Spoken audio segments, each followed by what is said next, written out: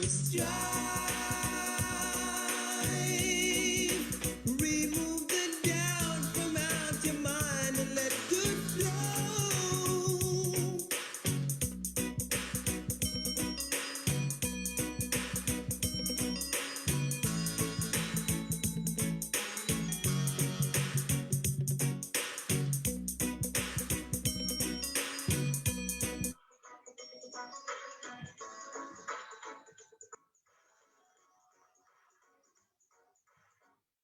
Greetings, everyone. Welcome, welcome, welcome to week 2 of season 3 of the JN Life Class, the JN Thrive Together Life Class series. I know last week we had an amazing conversation. Thank you so much for coming back this week. And if you are new to the space, bring somebody along, call them and text them and say, come in, life class is about to start. It's going to be another powerful, intimate, beautiful conversation here with the JN family this afternoon. So happy Wellness Wednesday. Please come on into the space, make yourselves comfortable, and let's get ready to meet some amazing people and have some life-changing conversations, all right? Please drop your name in the chat and where you're joining us from. I know we have international guests from time to time, so please drop in the chat where you are, what brought you to Life Class, and what you're looking forward to in this class number 2 for this week. So our topic this week is minds under pressure. Are we talking about mental health versus stigmas? It's going to be really good. Now, to help us have this powerful conversation, I'm going to invite Carla Moore, who is no stranger to Life Class, and Rushane RushCam Campbell to come on stage to join all of us and to just build a beautiful vibe, right? Welcome, Carla. Hi everybody. Big up people that are the chat. Yes, it's so good to have you back in Life Class. It's been a long time. Thank you for coming back. I'm always happy to see you, right? Thanks for having Rushane is me. another repeat panelist. Rushane is becoming very regular. I like it. How you do? Hello. I'm okay. I'm okay. Hello, everybody in the chat. Nice to see you guys. Hi, Carla. Hi, Kamala. Hi, everybody. So for those of you who are new and wondering who is this face talking to you, I'm your host, Kamala McWhinney. I am a therapist and I am a coach and I'm a psychological safety trainer. Now, to help us to just better experience the space today, I'm going to do one more round of share screen just to kind of point us towards some of our strategies and how we utilize the platform. So please just bear with me for 2 minutes while we jump back into share screen just to introduce our session more formally. All right, is that okay? Here we go. So as I mentioned, it is minds under pressure that we're talking about this evening. Mental health is a big deal. It's always a big deal, but especially now under what, 16 months of pandemic conditions, under another round of lockdown, right, that we have launched as of Tuesday, it's even more so important. And I would have mentioned my name, Kamala McWhinney. You can find me on social media at White Lotus Blooms. And again, the effervescent, always insightful Carla Moore is joining us. She is a life coach, so please reach out, right? Get your life together. She's also an artist, in case many of you don't know. She's an activist, she's an academic, and she is an alchemist. I love that. We're also joined right now by Rushane RushCam Campbell, who's a content creator, right? And also a lawyer. Very interesting combo there, Rushane. And we will be joined momentarily by Ethan Campbell-Reid, who is also a content creator and doing amazing things in the social media space, right? Now, just in case you're new, in case you forgot from last time, we're on Zoom and we have what we call the chat box. You can drop in your emojis, your thoughts as we're going through this powerful convo. You can also use the raise hand icon when we indicate it to let me know that you want to come on microphone and ask Carla, Rushane, or Ethan a question. And we also have the Q&A box specifically for questions only. And we will do our best to answer as many of them as we can for today's class. All right? So that's us. You know the setup, you know the topic. And before we get into the juiciness of the conversation, I'm going to ask our tech team to deploy our poll for this evening because we want to know what you're looking forward to, how you're feeling, what your thoughts are, and then we're going to be sharing the results in a little teeny beeny bit. All right. And remember, we always have giveaways, okay? So please stay tuned, call your friend then. You can win something from the very generous JN family this evening, okay? So the chat is going crazy already. Welcome to everyone. Hi, Tricia from Kingston. Thank you for coming back. We do appreciate it. All right, Judy, I see a comment. Judy says, battling depression due to COVID and unemployment. We're standing with you, Judy, and we can only imagine the difficulty of the combined effects of that. And we're going to be just supporting as best we can today from our different perspectives. All right. Miss Carla Moore, I saw you talking earlier on social media about the hairdo. Let me just say it was successful. Thank you very much, my darling. Thank you, little YouTube hairstyle. Yeah. We like it. We're here for the YouTube people who teach us these wonderful DIY skills, right? We love it. We're here for it. So let us launch the results of our poll. And this is our pre-class poll. We have another one towards the end of class. Let's hear what you all were saying about how you're feeling, what your thoughts are about mental health and mental ill health, and about how to support people. All right, tech team, go for it. Hi there. Okay, here we go. So how would you describe your current mood? I would say 85% of you are either okay or happy. 15% are either sad or miserable. And we welcome all emotional states without a preference for either one. Your truth is your truth. How you feel is how you feel. So thank you for sharing that so openly with us today. Are you living with a mental health condition? I see 86% of you saying either not at the moment, or 10% of you were in the past, and 24% of our respondents are currently living with a mental health condition. How comfortable are you to seek help with life's challenges or with mental ill health conditions? 51% of you said very comfortable, we're glad to hear. 44% said sort of comfortable, and 5% said not at all. And our job, one of our jobs this evening, Carla and Rushane, is to influence in a positive way people's willingness to identify when we need, because we all need help from time to time, and to reach out for help when we need it. Question 4, do you think the pandemic has reduced the stigma around mental ill health? I want to hear the panelists' view as well.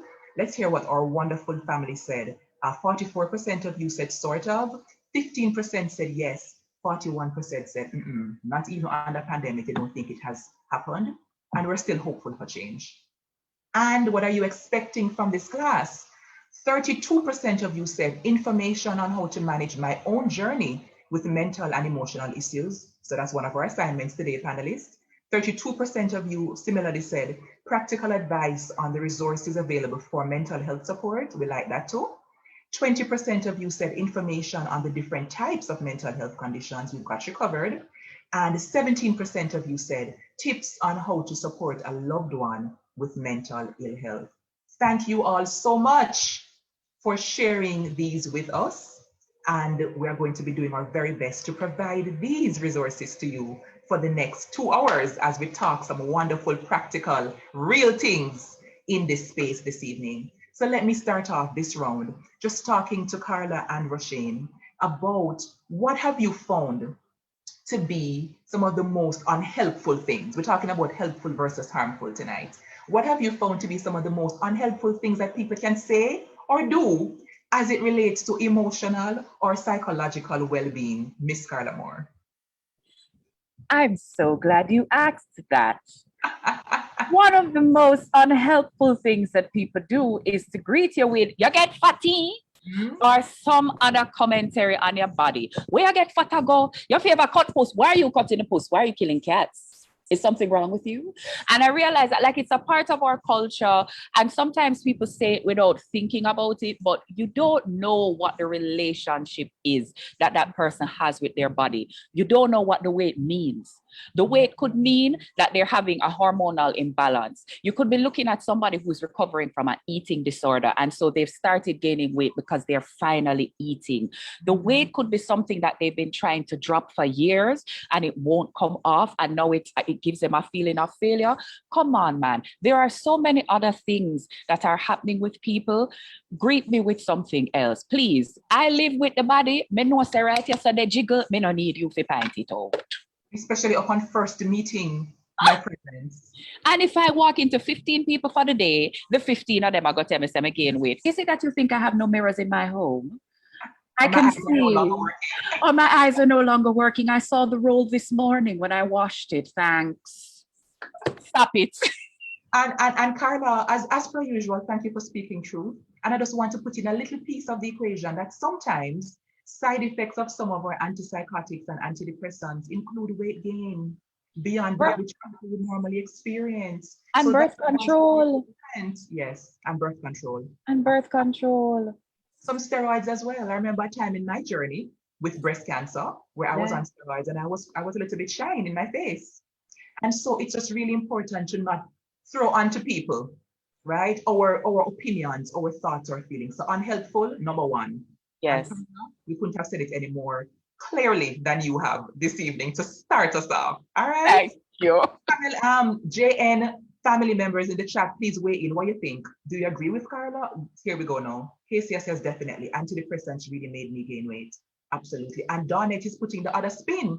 Donette says the opposite is also not good. Oh, you're thin, so oh, you're mager, so oh, you look so pale. Whatever it is. Absolutely. Carla, we like you. That's why we like you over here. Rushane, on your end, what have you found to be some of the most unhelpful? Let's start with one unhelpful thing. There's this thing that people do when they ask you if you did hear say, or if you did see something, right? I don't know why the people bring things to your attention that are probably outside of your scope. So like say, for example, Carla is my friend, but Carla just bought a new car. You hear say Carla get a new car, you hear say this, you hear what Carla did, like all of the, you hear say, it brings in like a whole realm of externals that I'm not willing to absorb. And I'm just not, like, I don't know why it's unhelpful for me, but I just don't like to hear say, or ask me if I did say something, and then you proceed with like, and a lot of the times, Kamala, it's based on assumptions as well, like assuming that I know something, or assuming that I feel a certain way about something, or assuming that I want to hear something. It just, we don't want to hear nobody business. Me no want to hear about nobody. Me no want to hear about nothing. Me no want to hear. Me no want to hear. Yeah. I think you're 100%. And something that you repeated a couple times, Rushane, you said for me. Maybe you said for me, it's not helpful for me. And that's enough. That alone is valid. Even if other people think it for you, I want us to walk away with some practical reminders and nuggets today that it is valid alone that I don't like it, or I prefer not to hear this thing. And so we're going to talk about boundaries and mental health as we go into the juicy conversation. Carla, what you think about that piece of it now? I see you nodding vigorously. Because I agree. People love to bring things to my attention. They love to bring information about who dead. Like if a Jamaican say, you hear say, them are going to tell us this somebody dead.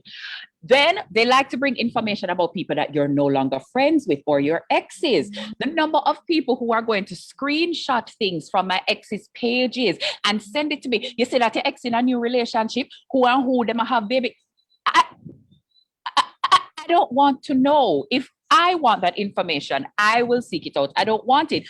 And then there's a way that it's often people are telling you about people doing well. Oh, such by house, such by car. And I'm like, you don't know where I am. You don't know how I'm feeling today. You don't know how my level of adequacy in my life is stacking up today. You don't need to bring these things to my attention. These things are happening. You don't know where they place in the realm, like in the spheres of my life, how many rings out I've put it. Leave it alone. And there's a way that I get more and more frustrated with having to talk about people, because I find talking about other people just doesn't feel useful for me anymore. I'd rather you speak to me about yourself.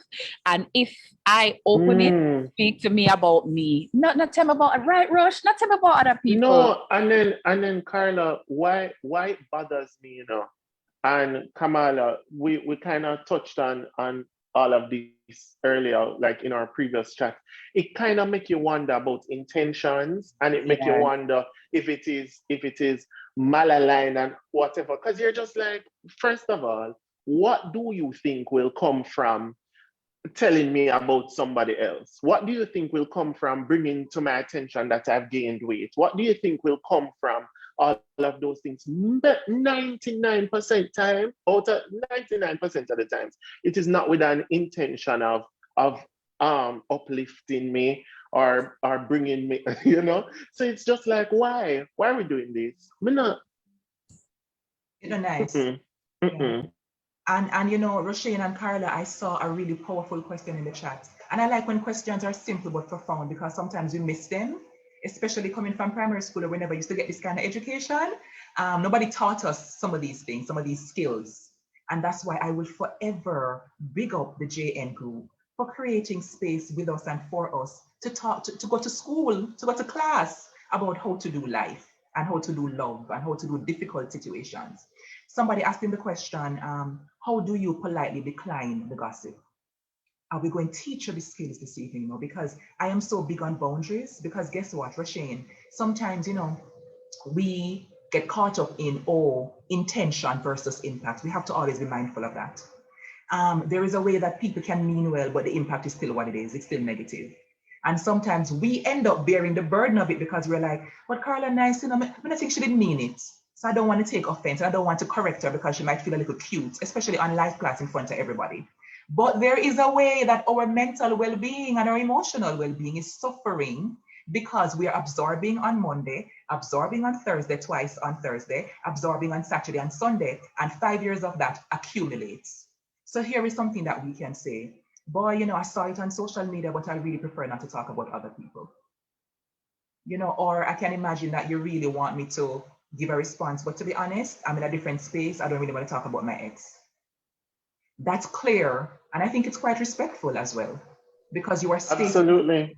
yeah, you're stating assertively what works for me and what. I'm not trying to make it look like you're small-minded. I'm not trying to diss you or cut you. I'm just saying, for my well-being, I don't want to go into that. Sometimes people come to personal details of your life. You can say to them, I'm not comfortable talking about my earnings. I'm not comfortable talking about sex with you. I'm not comfortable talking about whatever with you. So we have to practice these things sometimes in our mirror because we don't come from a culture of assertive conversations. Perfect. I have a perfect example. And I'm gonna get really personal now. Carla, please. I'm not like the wiping glasses when I get personal, you know. No, but okay, so for example, I'm working on a project right now, right? And the project has sparked a lot of conversation, whether on social media and in the streets, wherever it is, people want to talk about the project. And I am not comfortable talking about the project with 99% of people. Like, I'll probably say it in passing to my mother, say it in passing to my friend Jo Marie, but for the most part, not comfortable. Today, someone messaged me, a friend. So it's not somebody that me narrate and who narrate me, but the person said, hey, and it wasn't negative. I like what you're doing on this project.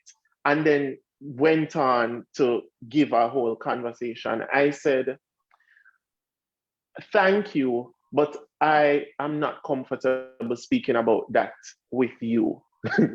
The person said, why? I said, I do not need to tell you why, and it is not personal, but I am not comfortable speaking about that with you. And we switched the topic and we moved on. But sometimes we kind of, we hear and ha because we don't want to look like we're sensitive. Lord, man, you're so sensitive. Where? At the little project you're going to over? At the little, I know nothing to talk about. After me not say nothing to you bad. Me not say nothing bad. It could have been good, bad in between. I am not comfortable talking about it. So what I do is I just say from the jump, I'm not comfortable. And also I say that something is off limits. You see, when you put something as off limits, people are like, oh, you're serious. So when you come to me now about the ex, I'm like, oh, that is off limits. Oh, okay. So I can't talk about it. No, in any way, shape, or form. No, not at all. No. off limits. End of story. So Yes. And I like the off limits one. I also read in this book that sometimes just saying, I have a rule that I don't do so and so. I have a personal rule, I have a personal standard. People are less likely to push back when you frame it like it sounds like it's written in a one book somewhere from your ancestors that Kamala does not do this. So these are some of the things that we can do to set firm boundaries and to enforce them. Carla, I see you bubbling. Come through. I'm bubbling because it's just like Rush came with the gospel, and also because as he was talking, a thing kept coming up in me. I don't like to hurt people's feelings. And I put this in the quotes, right? Because we know that for a lot of us, we overstate what will hurt a person's feelings. And to be frank, some people's feelings will be hurt regardless of what you do. And I had to accept that when I enforce my boundaries, some people might feel hurt by it, but it doesn't mean I'm doing something wrong. For years, I got right up to the point where I knew what the boundary should be, but I could never enforce it. Or even if I put it out there, I couldn't hold it. Because if I saw where somebody looked like they felt bad or, they felt a little rebuffed or something like that because I told them no, I would have said, oh no, I don't want to hurt their feelings because they're nice and it's my family member. And let me tell you, there's nothing quite like having like a slight mental breakdown, just a slight mental breakdown to bring you together into perspective, to realize that it's better that this person be momentarily uncomfortable, go home, sit with that feeling, come to terms with the fact that this is the new Carla that's functioning now, and re-engage me, than to constantly leak my energy out in interactions that don't serve me. Listen. Serve me. And I saw in the chat where someone said, it's one of you, I think, that some relationships are built on maligning people.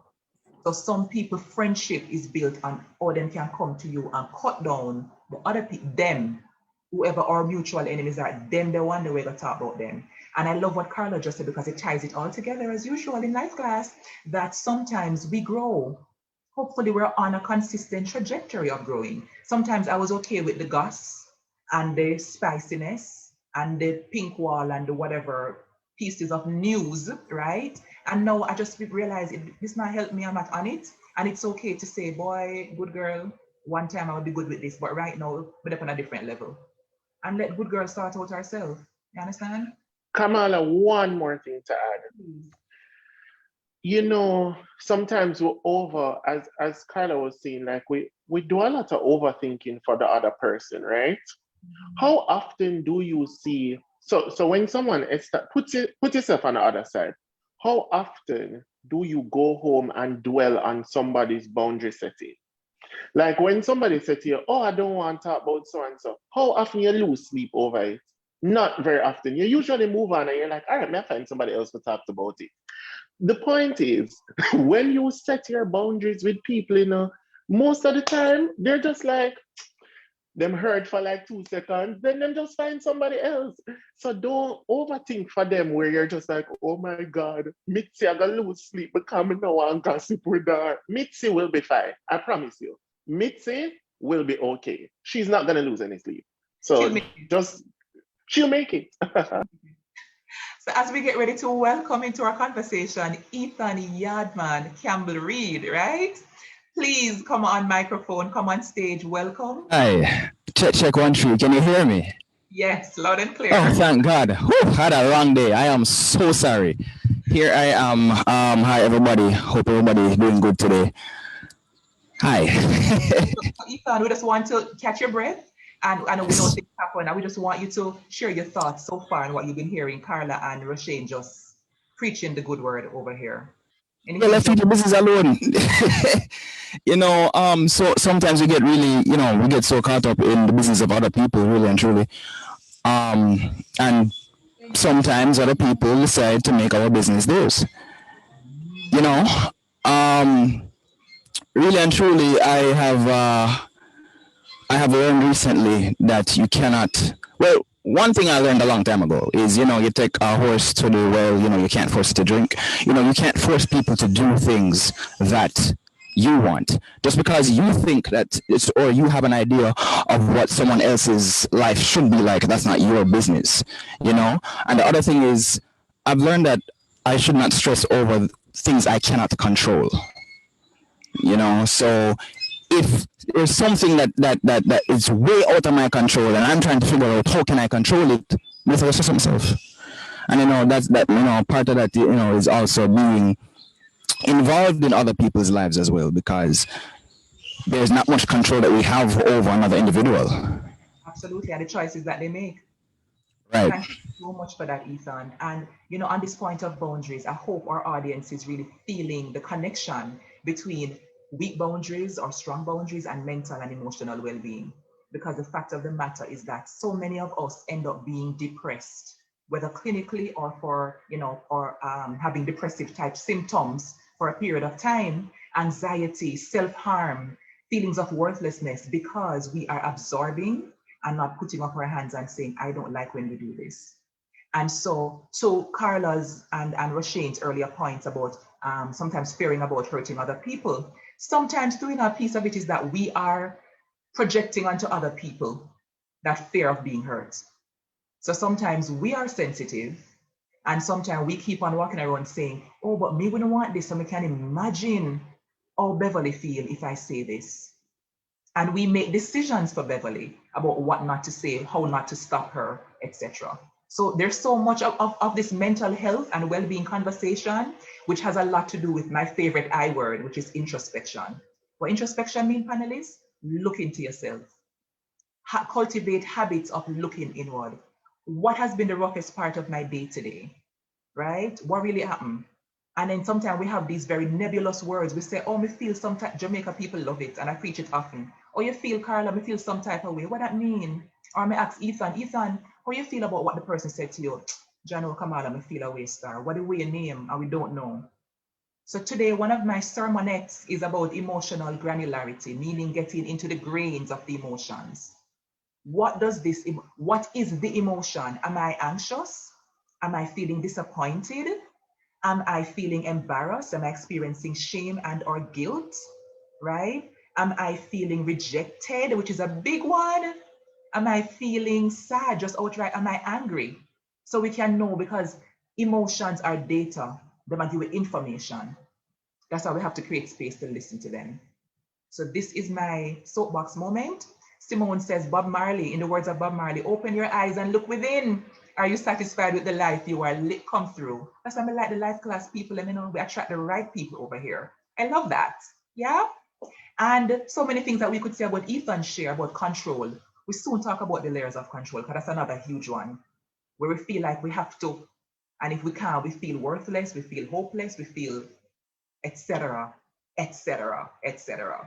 So one more comment from our fabulous audience members. Eureka says, cultivate the habit of making yourself first and care less what others may think. Care less for what others may think. Controlling your chakras and emotions mean you are winning. Results, being less affected by others' thoughts. Listen, right people, right time. All right, so we talk about helpful and harmful. We just start off.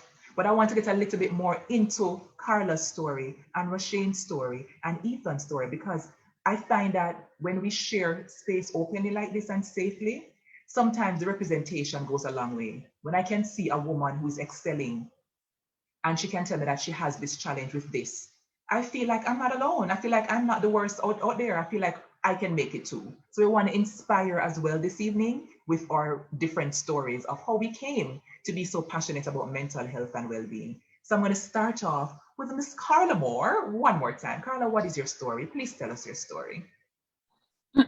My story. So the reason I'm so passionate about mental health and well-being is because of my own journey and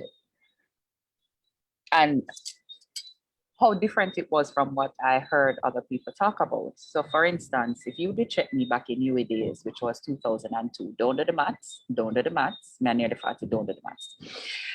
That if you check me back in UA days, I was the social butterfly. My yard was the center point, everybody was there. I ended up in an Elephant Man music video because that's how much I was in the middle of the party. And then over time, I found that things just started shifting to the point where I became a recluse. Like I developed massive social anxiety. I didn't want to go anywhere. I didn't want to see people. Seeing people actually started to feel threatening to me. I would do everything to avoid people. And that transition from social butterfly to hermit was very difficult for me. And there was a lot of things inside of it. And when I thought about people with mental health concerns, I always thought, oh, you know, they're the wallflower, they're the sad person. You see them at the party and they're not engaging. And I could never imagine that I could have been in the middle of the party having anxiety. And I will tell you one specific thing. I used to go, let me tell you something, I used to dance, you know, I used to dance, okay? And then I noticed that when I went to parties, would I just sweat? No, all of my fat people, you can tell me if this is the truth in the chat. When you're fat, anything that happens to you, you blame it on being fat first. The first thing you think is, I become fat, this happened. So I was like, no, buddy, I become you're fat, I sweat. But I'm like, I haven't put on an ounce. I mean, the jeans are fitting the same. I haven't put on an ounce. But just start sweat. So it's further on, Kamala, that I'm realizing I was having anxiety. I was having anxiety in the middle of this dance floor that I had previously been so comfortable in. And that's the reason I was sweating. And actually, like, figuring that out is me revisiting it now. And so I know that there are a lot of people who they appear extroverted and they have big personalities and they appear very social, but what they feel on the inside is very different. And the other thing, and this is a trigger warning on sexual assault for anybody here who is triggered by that. I was sexually assaulted when I was 7 years old, right? And I was 30 before I started to really dig into it. It's not that I denied it. My family knew, you know, my parents did whatever they had to do. But it was living alongside me. I thought it wasn't impacting my life, but it was. And it's kind of like this thing that ran me down and eventually it grabbed me and I couldn't walk any further. And then all of these things became anxiety, it became depression, it became PTSD, all of these other things.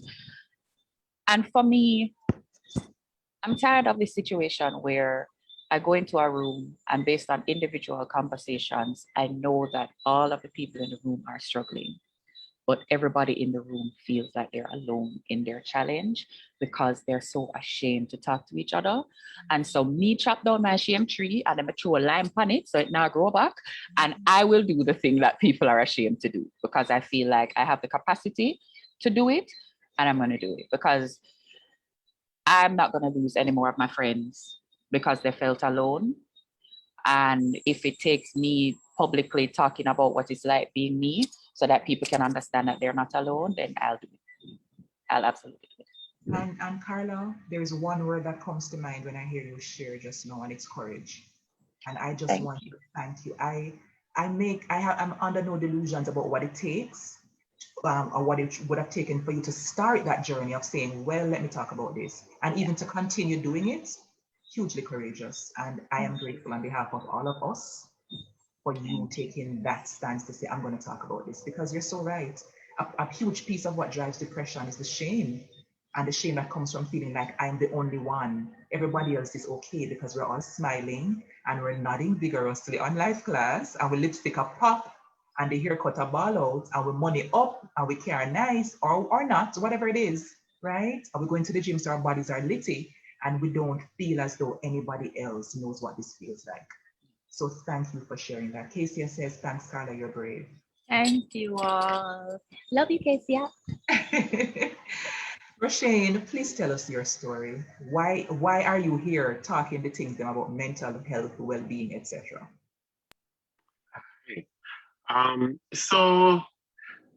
Growing up in a more conservative home, a Christian home, and dealing with several different things that just arise as a normal person not normal, but as a person growing up in the Caribbean, the solution was always prayer. And prayer changes things, absolutely, but you also need that help, right? So don't get me started, but continue.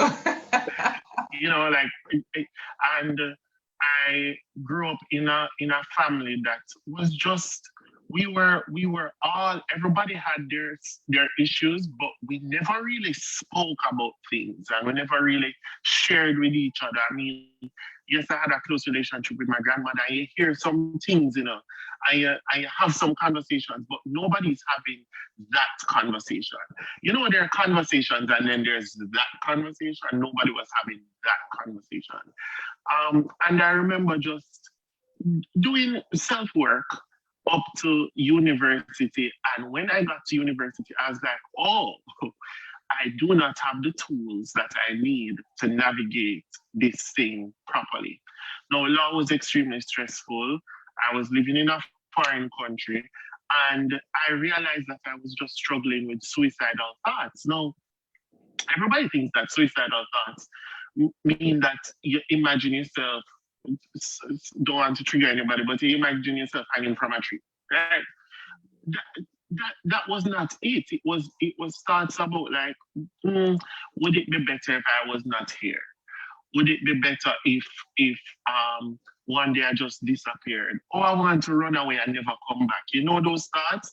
Like, oh, this car could have let me down now and I would be okay. Like those ideas that you have in your head about how life would be better without you.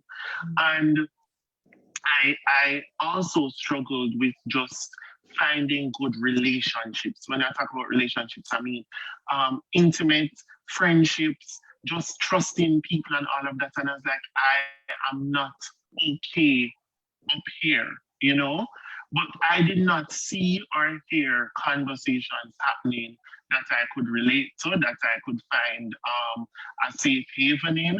And so I was like, I don't know what to do. I eventually decided to go to therapy after trying to impress somebody. That's the truth. I was trying to impress. And when you impress yourself, well, I actually go to therapy. And I said, look at me, I am evolved. And I realized it was the best money I had ever spent. And when I realized that, I said, go tell it on the mountain, over the hills and everywhere, because I realized that this entire time I was walking with an injury and I was trying to fix it without any training. I realized that I was walking with alcohol, throwing on a bullet wound, and I was like, yeah man, it must fix. It's upper fix. Want to know about me, Dr. Rush. And so with the platform that I had and with the passion that I have just honestly for people, I was like, you know what? Let me do something with what I have to see if I can change the tide, because there are people who are watching who are 14, 15, 28, 100 even, and they don't know that this is possible for us to have these conversations and for us to do these things. And so that is where my passion comes from. It's personal responsibility and wanting to provide like a space for people who, like me, did not have that space. So yeah. I love it. And there's so many comments in the chat. That's why I love this beautiful audience that comes every week, because they're here for the food, and when they're being fed, them speak up and say, this is nice, this tastes good. So they're commenting right now about just how many notes you have hit, how many notes of truth, and so many points of relatability, Rushane. So obviously you can sense that the work you're doing is valid, and it's out here changing lives. So thank you, and please support yourself as you continue on this journey if you choose to. But thank you so much for sharing that. Mr. Yardman, we're coming over to your side, Tell us your story, please. I'm being 100% check, you hear me? Just want to make sure every time. All right. If I'm being completely honest with you, I am a bit anxious right now because you're asking about my story, why I'm invested in mental health. All right. I went to therapy. I'm good. All right. Cool. All right. So, this is going to tie into my motto. Big up yourself, Anne-Marie Campbell. I hope you're watching. Years ago, I had a passion for, psychology, mental health, that type of stuff, right? And I was just thinking to myself one day, if I go to university, this is what I want to study. I called my mommy and I asked her about it, and she said, don't do that, you don't make no money off it. today she doesn't remember that, right? And there's a reason why she doesn't remember that, but I remember that. Growing up, I had to emotionally raise myself because though I once had a nuclear family, my parents never communicated. I never learned proper, effective communication from either of my parents, from my father nor my mother. My father was he used to displace emotions. He would get anger over here, he put it over here. My mother was a deflector, she never talk, right?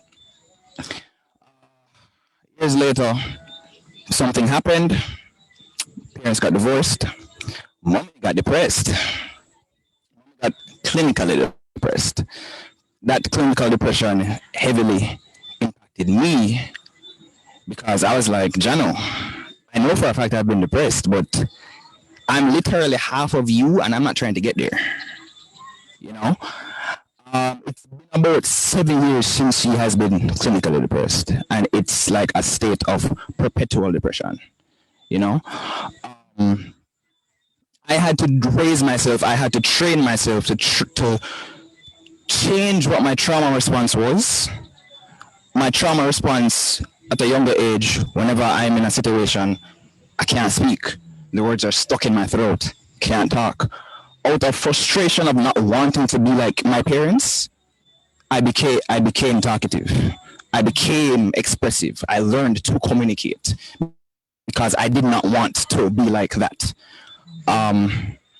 With mom now, it goes in deeper because that has affected, and to some extent it still does affect my relationship with women, because I have noticed that whenever I allow a woman to get access to me, it's like, wait, can she communicate with you? And usually she can't. You know, so these are things that I have to constantly remind myself, like, all right, if I see this, I don't want to deal with it. So it's been a ongoing thing, trying to break that cycle, you know, trying to get rid and unload that generational curse that I felt that I inherited from my parents. So, yeah. Wow, you unpacked so much. That was so vulnerable, Ethan, and thank you for sharing. I mean, that's a whole lot, and you pushed through the anxiety and decided to tell your story, and I'm grateful. And you know, this whole panel is right here with you, right? And the Thank audience, you. so many people are saying they can relate. Somebody said, "Oh yes," with the exclamation point. I felt that in my spirit, right?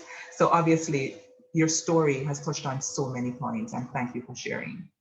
I just want us to, for the sake of those who are watching, who may not have the language that you all have, because you all have been doing some work, and I'm so proud of all of you, right?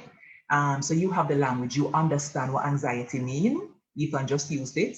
We understand what depression means, what the symptoms look like. Carla mentioned PTSD, and I want to do us all a solid and just break down some of these words that we hear often, but sometimes we don't understand. Because I know it's fully possible to be going, like, you have some symptoms of something, I just feel like I just, come here, work hard from a day. You understand? But it's kind of stress out.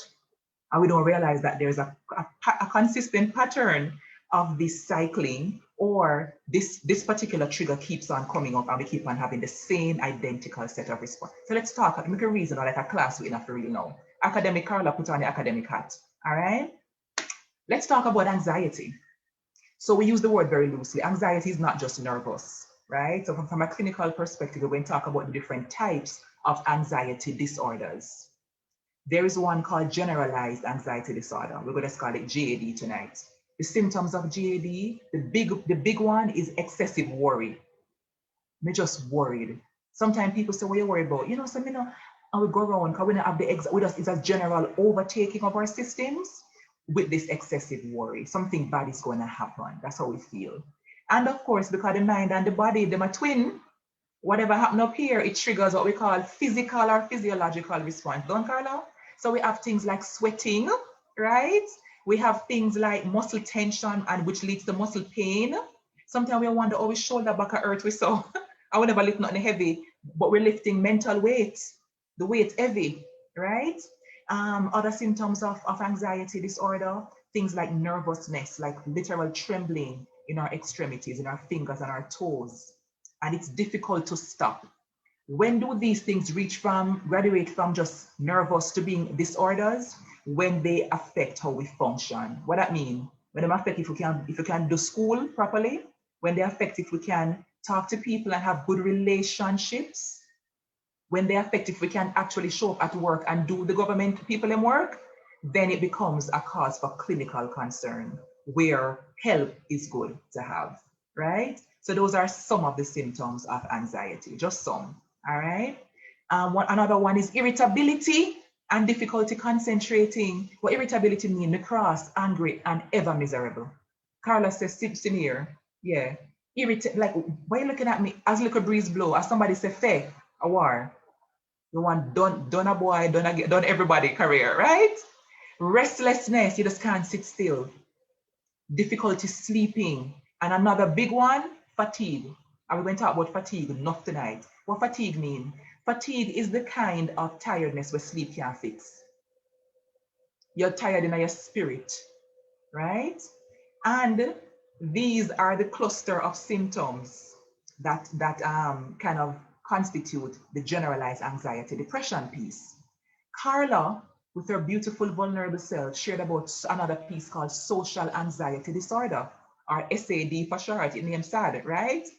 There's another one called seasonal. We won't talk about that one day. But the social anxiety, is where you have intense fear and anxiety about being in any social situation.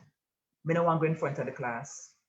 I don't want to walk in front of these 15 people right here. So I don't want to be out in public eating by myself that people going to stare at me. I'm afraid that people will see me being nervous, sweating, blushing, etc., and think worse things about me. I'm afraid of saying the wrong things. I'm afraid of offending people. I'm afraid of being scrutinized and making mistakes. And that puts us in a space of wanting to avoid anything social. Don't look at me, don't hear me speak, etc. Then the next one I want to touch on for us tonight is depression. We hear it, so Lord, me depressed. Lord, so if Jamaica ever lose the relay, I'm going to depress. But we're talking about the clinical level tonight now, right? Some people were depressed when them favorite couple break up. We're not talking about that. We're talking about clinical levels. So depression is not just sadness. Depression is also challenges with our thoughts. So we feel as though we're worthless. We feel as though there is no hope. We feel as though we're the worst of the worst.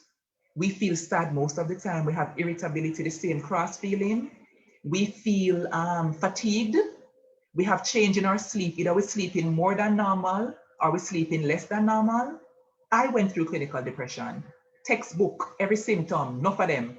And I was just starting UE, which was many moons ago, Carla. So when people tell me about depression, I'm not just here academically talking. I know what it feels like in your bones, where you want to move your hand to take up the cup, and your hand now work with you. That's what we call a loss of will, which means me just can't. You want bathe, you just can't. You want to go outside to go empty the garbage, me just can't. Everything feel like there's a weight on you. You just can't. It's called avolition, a loss of will. There's another one called anhedonia, which is a loss of pleasure. We used to enjoy eating, footballing, shopping, Amazoning, and none of them now work no more. Sex, nice again. What is a sex, right? And so that loss of pleasure is there and it's real. Appetite change, either eating more than before or less than before. And of course, a very prominent one is thoughts of self-harm or taking actions to harm self. So Rush talked about, hi Shade, Rush talked about suicidality, thoughts of wanting to end it all. And it might not always sound like a plan where I'm going to buy this and do this. It may just be this overwhelming feeling of life would be better if I were not here. My boyfriend would have a better life if I were not mashing up in whole situation and blowing up in spot. So this is a summary, a kind of a nutshell of what depression looks like. And the final one I want to touch on, because they're so common, is PTSD.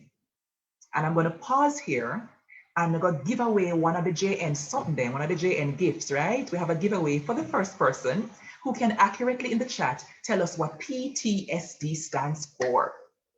Giveaway right in the middle of the lecture, right? PTSD, what it be, what it mean. And I'm going to pause because I don't want to, oh my. JN, are you ready? Celia, our lovely team member behind the scenes, Whitney, Javon, please do your work and tell us who won, because that's why I love this. I love the space. I love the audience. That's why I come back week after week, right?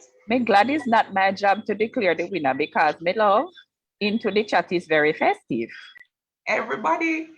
So PTSD, for our quick wrap up on the summary of mental ill health. PTSD now is post-traumatic stress disorder. What is trauma? Anything that happened to us that can overwhelm our ability to cope. Your trauma and my trauma can be two different trauma, first of all. So going back to helpful versus harmful, Carla, some people might lose a puppy and they may be traumatized. Who am I? What is a Kamala? To go tell the people and say a puppy a ball over, a puppy a stress out over. Let's stop doing that, right? What is joke to you is death to me. We say it all the time, but we don't always live it. Some people might lose a relationship. Yeah, they might break up from their boyfriend or girlfriend, from their partner, and they may end up going into a deep spiral of something. And we may say, but you have life and God is still good. Why you take it to heart? It's not our job to police people's responses. All right. So post-traumatic stress disorder includes symptoms where we are constantly replaying the traumatic event. We feel like it's happening over and over again.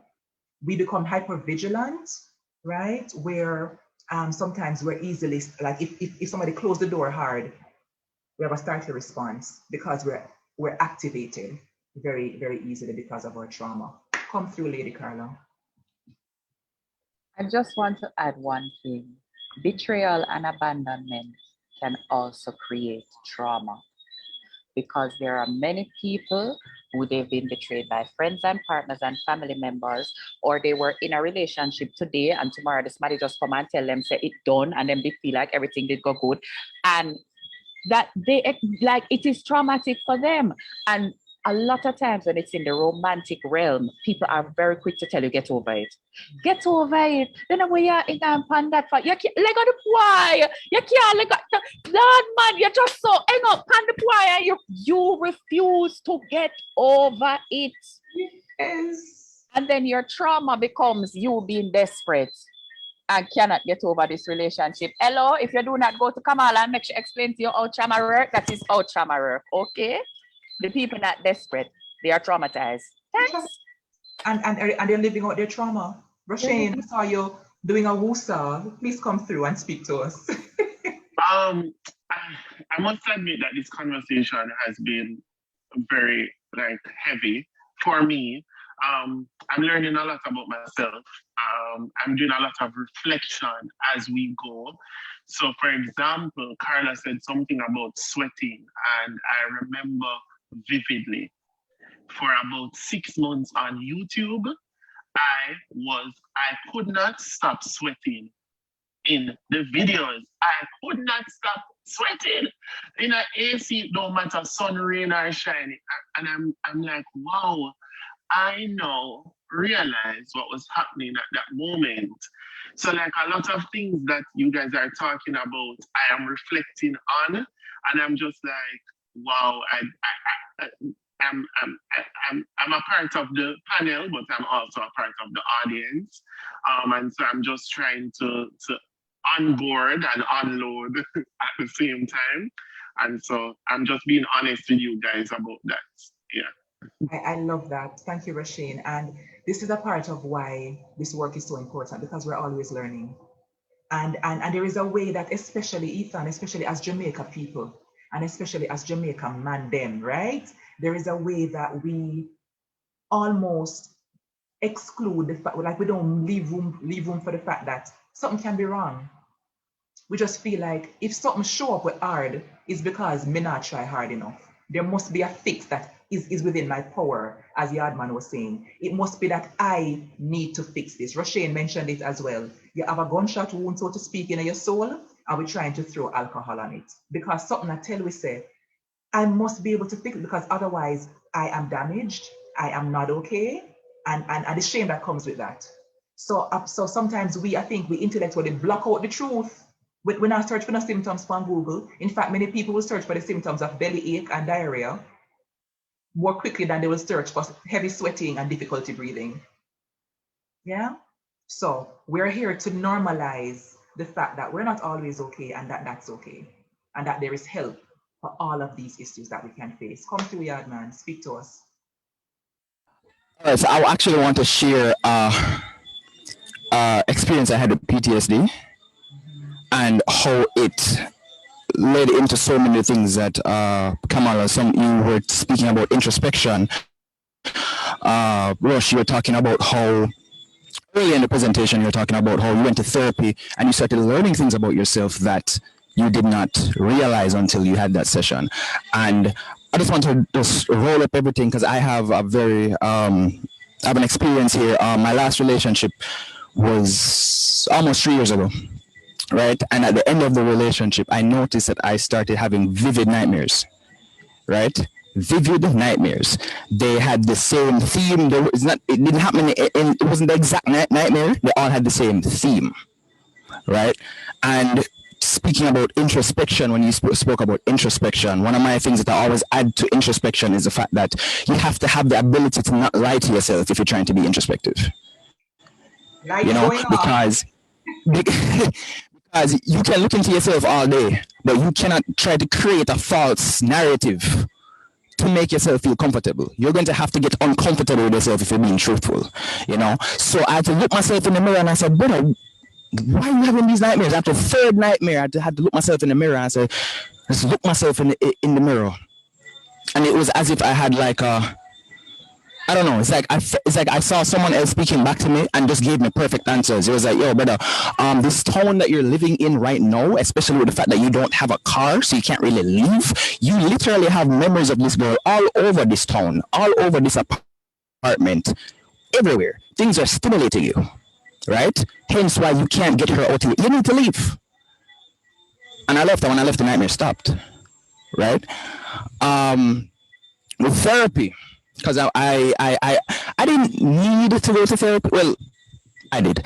I didn't intend to go to therapy. The reason why I did was because I started working on a YouTube video about finding my mental health in Jamaica.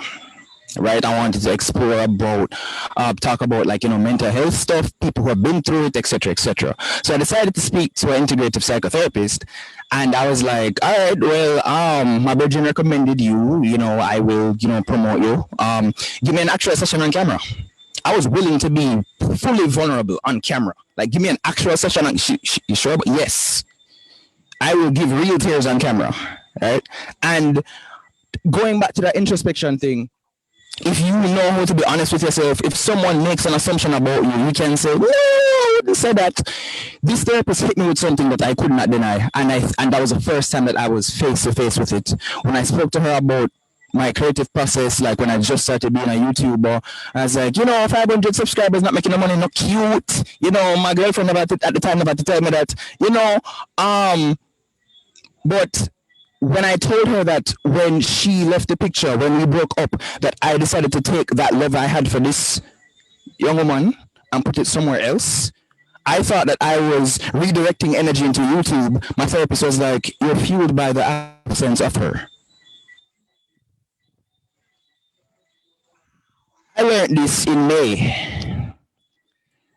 I had to do the whole letter thing and, ball out me eye them and, draw, write them, letter them to the people them. And since then, my creative process has changed because I said, I don't want to be fueled by that anymore. I don't want to be, and that snowballed into so many other things. I went to therapy thinking that I'm going to get a YouTube video. I walk out like, General Dog, I walk out and I'm like, yo, is this where you feel like you need to prove yourself to people? And that's exactly where it's coming from. Mr. Ethan, sir. Yes, ma'am. I want to confer upon you a professorship this evening because you took us all the way to our PhD in emotional honesty and emotional awareness just now. It's a huge piece of healing. And this is why therapy is not just going and talking a problem. People say, you want to pay people to just talk your problem? You want to pay enough money? It's not about talking alone. It's about, first of all, having a neutral third party who is trained, right, to help you to process things that you may very well be unaware of. And it's not just for people who have problem. It is a part of our ethical consideration as therapists to also go to therapy, because everybody have spots of unawareness. We're not call them blind spot no more. Spots of unawareness. All of us have things that we don't want to confront. All of us need, I have to call my friend sometime and say, would they talk to me, therapy, because me think me I miss something. Sometimes there's something is so big that I'm missing. I'm like, how could I miss it? But that's what humanity means, right? So Ethan, I can't stop snapping on now. Thank you. I saw Rushane, talk to us. You look like you're going into a meditative space now. No. You see, this thing about introspection and not lying to yourself, it's so much easier said than done. You see, and the more you practice it, the more you realize how much you've been lying to yourself for such a long time. Yeah. And coming face to face with yourself is one of the most difficult, uncomfortable experiences that I have ever in my experienced. People, and so I don't want anybody on this call to feel as though it is as beautifully groundbreaking and a come to Jesus magical moment as it is not easy, and it is very uncomfortable. Because here's what you have to do. You have to admit to yourself that you felt jealous when something happened with something. You have to come to terms with the fact that you are insecure about a specific thing. You have to come to terms with the fact that you're spending all of your money because you're trying to impress other people. You have to come to terms with the fact that you keep on having sex and calling it hookups with people because you are afraid of commitment and intimacy. You have to come to terms with the fact that you continuously say yes to things that you do not want to do because you are literally afraid of losing everybody else around you, because, you have to come to terms with a lot of things about yourself that are grimy and not things that you want to share with the world. So I was sitting back because I was like, Ethan, it is powerful, but it is disgustingly uncomfortable. Yeah? Oh, and so for those people who are watching, I would say, the natural response to being open with yourself the first time is to never do it again because of how uncomfortable it is. But you have to cultivate a safe space with yourself where it is okay for you to do that and you do not judge yourself. We have this way of judging ourselves because we feel like there's just this magical person just in the background watching us and saying, oh, so I say, I really feel you're insecurely correct. No. There's nobody watching. It's just you, and nobody's there judging you. So don't judge yourself. It's uncomfortable, but you'll be fine. That's what I wanted to say. I want this conversation to go to the four ends of the globe because the truths are so powerful and so healing and so I love it. Life class is the boom shizzle. I love it. Carla, any response from you other than in the chat to say Rushane stop drag you? If Rushane stop drag me, I turn off the camera, exit this entire event. I am done. I've been losing it since Ethan started talking because he said something that happened to me and I didn't know. I'd never met anybody else who had the same experience. I live in Hanover now. That's why I can hear all of the night noise. I used to live in Kingston. I left Kingston because of my ex, because everywhere I turned was somewhere that reminded me of the relationship, and driving through Kingston was like going through a minefield. I was constantly triggered. And if I wasn't actually seeing the physical spaces, I was running into people that reminded me of the relationship, and it was just too much. And that's the reason that I left. And it was really about preserving my sanity at that point in time, to recognize that I could not heal in the same space where I had been hurt, because I would just be constantly It's like as the little scab come, boom, tear you off. And when you try to say that to people, people say, so then I say, yeah, go on so far. You really pack up, because I left a master's program. I left a job at the Ministry of Health, including health insurance, everything. I call my mother and I say, Mommy, I need to come home for a year and I need you to not ask me why. I'm exactly Rush. But put me like a kerchief for my stick and I left. Right? And what I want to say to people here who might be in this and who are going to watch, because I know some people are going to watch this, baby, sometimes your mental health requires you to do drastic things that make no sense to anybody else. And you absolutely have to trust that you who are living inside of this self understand what is required for you. Sometimes what we look at and we say, no man, but that's mad. No, that is a person who is fighting for their sanity. And the decision they have taken is so they can remain sane, right? And to add to the thing about like this introspection, something, hello, it don't nice, right? Because in order to be honest with yourself, you have to give up the idea of yourself to confront the truth of yourself. And here is what I have found. I am every person I've ever judged. I am every person I have ever judged. When I got down to the truth of it, I am desperate. I'm willing to do unsavory things in pursuit of somebody who is not treating me well. I am insecure. I think I am better than people. I think I'm worse than people. I'm constantly comparing myself to people. I don't know what I want to do with my life, despite being at this big old age. At different moments, in different months, in different years, on different days, all of these things are true about me. And these are all things that I have judged people for. And I judge them because I could not accept them as a part of me. But if I want to come to an understanding of me and get to a workable relationship with me, then I have to stand up in the fire and look at the one of that. Yes, I had to. It was hard, but see we are. See we are. Wait, Kamala, Carla. Guess what, guys? Yeah, man. I literally just changed my vehicle, right? And I am telling you that for the first 2 weeks of searching for a vehicle, I avoided certain vehicles like a plague because I was judging people who drove those vehicles. And then I realized that I would be judging myself because if I got that vehicle, because then I would become the person that I used to judge. So me I say, wait. So me I run from myself because me used to judge people for doing the same thing. What me want to know is a serious thing, you know? Did we speak about projection by any chance? Yes. Okay. Okay, all right. So I'm trying to keep up with the chat because I'm also the one corner I am seeing the comments and they're just so rich. People are connecting and sharing and building, but they're coming in so fast. I'm having a difficult time reading all of them or reading many of them. But thank you everybody, right? For just dropping in how you're feeling. Oh, Simone says this honesty is so heavy but pure. I love that. I love it. I love it. I love it. I love it. I love it. I love it. I love it.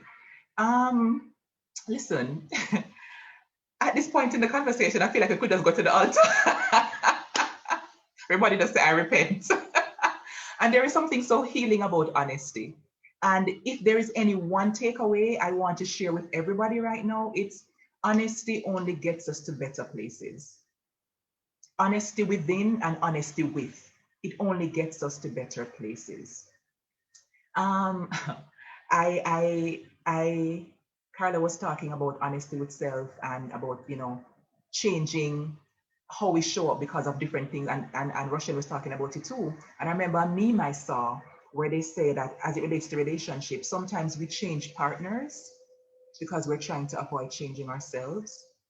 And that got me into a space of just, as you all were talking, that came to mind because I'm seeing some micro and macro connections, right? Sometimes it's easier, right, to point the finger at this person to say, you don't make me, you make me, you do, you don't, as opposed to saying, why am I going over there so often? Why am I over the, for want of a better word, the garbage heap so often. If I'm going to turn around when you break up and say that you were trash, why was I over there to begin with? What is it about me that makes me think, even at the beginning, that trash is something that looks at why is trash attractive to me? And why did I stay for longer than the time I realized that this is trash? If you realize on date 5 that this is trash, why were you there for 2 years? And it's easier to confront people and say, say you is and you is not, as opposed to looking at myself honestly and saying, what's going on with me? Is there an unhealed part of me that is attracted to this setup, to this dynamic, to this personality? So if it's one thing we're talking about today that I want you to write down in your big, beautiful journals, men and women, everybody, honesty is the name of the game. And for those of us who believe in the power of scripture, the truthfulness of scripture, the scripture tells us, right, that God requires what? Truth in the inward parts. Before we even talk to people, into the inward peace that nobody don't see, God requires truth, and that truth is healing. It's not cute, it's not sexy. Rushane said it, Yardman said it, it's not truth. It's not sexy nor fun, but it is healing. And that is what we need. Come through, Mama Carla. Come through, please. Kamala, let me go. You can't just hold me in my collar for the whole night. It's uncomfortable. No, listen. You see that thing where you talk about blaming everybody else.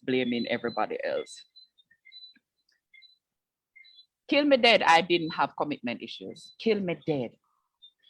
I would always talk about how the other people I date have challenges with commitment. The people I date won't choose me. The people I date won't settle down. The people I date. But guess what? And this is how smart I was. I had commitment issues, but I didn't want to admit that I had commitment issues because simultaneously I had abandonment issues. And so what I would do is I would date people who would never commit to me. So I was never truly at risk of being in a true relationship, because I didn't want to commit. I couldn't come to myself and say, Goody, you're not really sure about the relationship, something, because, oh no, I'm a good girl and I want a relationship and I want a traditional monogamous relationship and I want everything that they've written in the relationship book because I'm a good person. And so I judge everybody else. But no, when it's back to back, people who either don't sure them want to be with you or them don't sure them want to be in a relationship or them don't sure them want to be in a relationship with you, at some point you have to stop and say to yourself, honey, the common factor here is you. Why do you keep seeking out people who are unavailable? Or, and I don't know who needs to hear this word, if you are perpetually a matey, there is a potential that you have commitment issues, baby. You are dating people who are taken because you are afraid of the vulnerability that comes when you're in a relationship with somebody of your own. I'm not saying this is the only reason. I'm saying it might be something that you might want to talk about. So let's talk about it. Just maybe. Perhaps. I'm not saying that as a judgmental thing. I'm saying it as a reform matey. I'm not talking to you from the wife position. I'm saying it as a former matey. Please, let's heal out of it. Oh, life class just got spicy. Wow. But Kamala, emotional unavailability attracts emotional unavailability. It's like, because I asked in my close friends the other night, I'm like, do I attract emotional unavailability or am I emotionally unavailable? And I realized that it's the same thing. Because here's what, you realize that you are attracted to persons who cannot give you all of that. And then you come in, and you play this victim card. Let me tell you how it goes. I play the script for you. Me and Carla there, right? And I know that Carla, because of whatever reason, because of work or because of whatever else, Carla cannot commit to me, right? But me didn't know that from the jump, So what me do is that, so Carla did it being Carla and me come in. So me do this thing where them call, I don't love bombing or I do a lot of, like me throw things at Carla, yeah man, yeah. I love you, do this, do that. But deep down, me know Carla won't do it. So then I start to get into the thing of, you see, boy, oh boy, poor little me, because Carla not ready to commit. But what that does is gives me an out. Because then, if Carla not ready to commit, I'm not ready to commit, and then I don't have to commit. But if somebody not like Carla came along, somebody who was ready to commit, gotta go by. So you have to ask yourself why it is that you can't find that stability, and why are you always connected or attracted to persons who cannot give you what you want.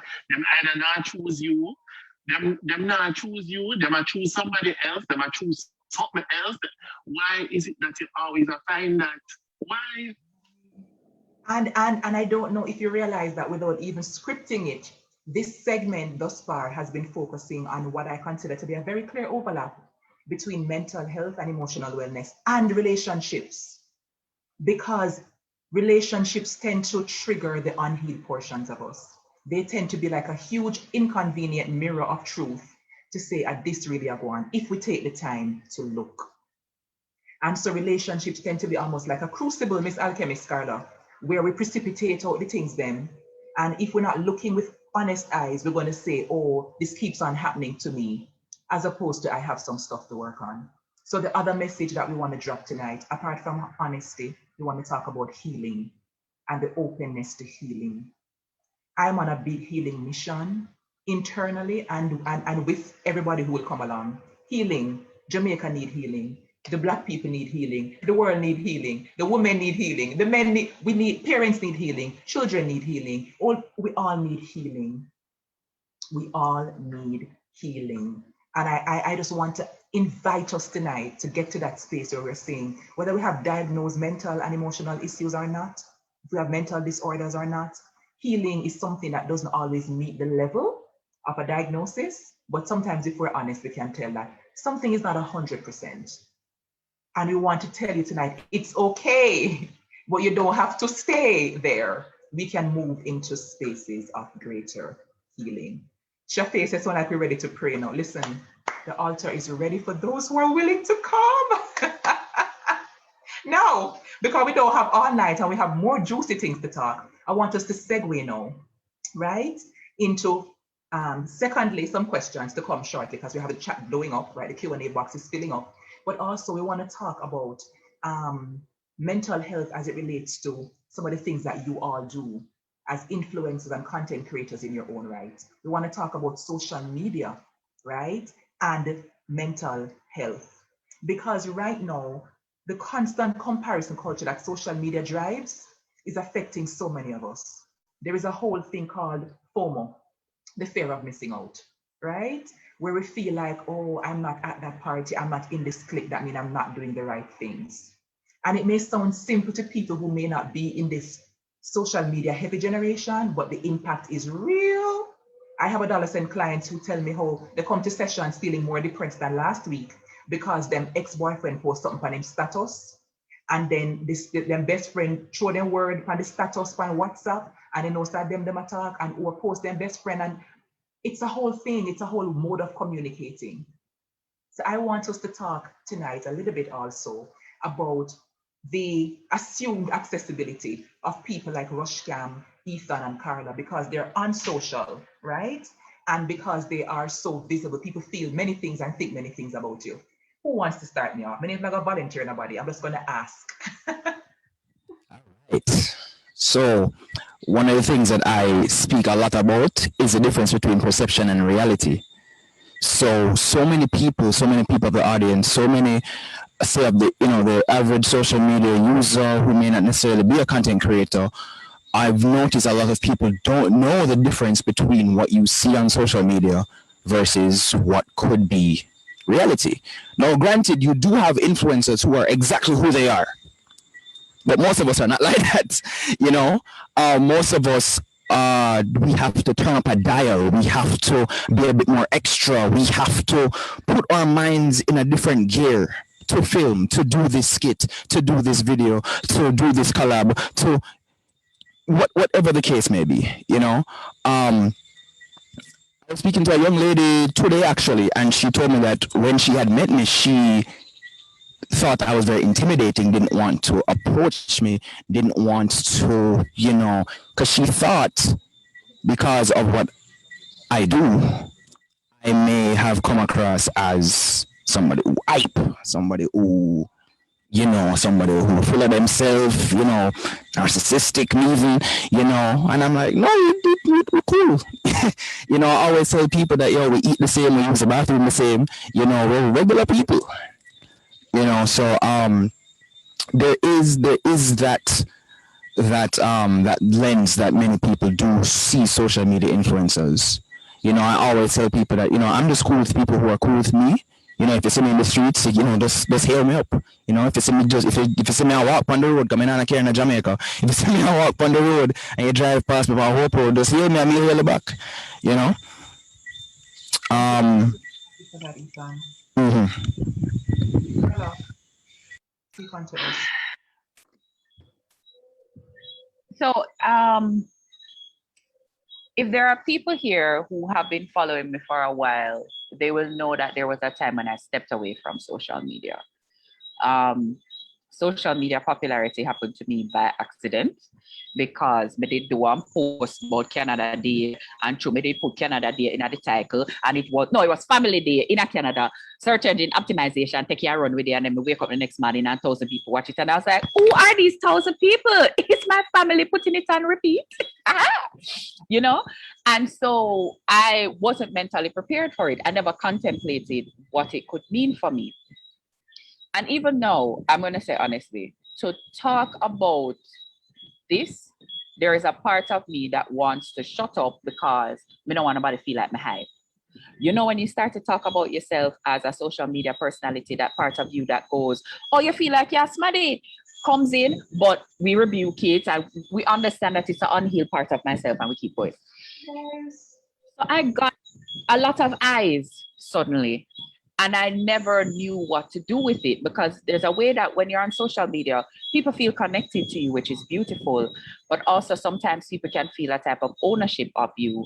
And we're not always careful with the things we own. Let's put it that way. If people think of me and they're like, oh, you're Jamaican, we love you, beautiful. But sometimes we broke the something where we own and it was rough for a while. And then what happened also is I didn't have any buffers between me and people who wanted access to me. And there was no way for me to filter out who wanted access to me for good reasons and who wanted access to me for bad reasons. And it brought up a lot of stuff for me because when you live with a lot of shame, which I do, you don't want to be witnessed. You don't want to be seen. And what happened is I was just being seen and seen and seen. One scary thing happened to me. I go book up my name over Jamaican groupie and matey something. Them did I try to decide if I was gay and if I was a butch and ray. And I'm like, first of all, that's not your business. And second of all, why are we here? And it was based on the fact that I wear a thumb ring. And then I did a video on the history of Jamaican homophobia, and it was very academic. Death threats. I mean, imagine the most vile things that a person could say to you on a platform about what they want to do to your body and how they'd be waiting for me at the airport to kill me. And so I got to a point where I would walk into a room and I didn't know what people thought. I didn't know who had seen a video and had formed an opinion of me. I didn't know who had seen a video and didn't like me or had negative thoughts towards me. And it started to feel a little bit like the world was closing in and I didn't have control over my space because there was a version of me out there doing its own work without me. And I was basically walking into a room that a video of me had gone into already. And I didn't know what reaction I was walking into. And it started to feel very unsafe for me. And so I pulled all the way back.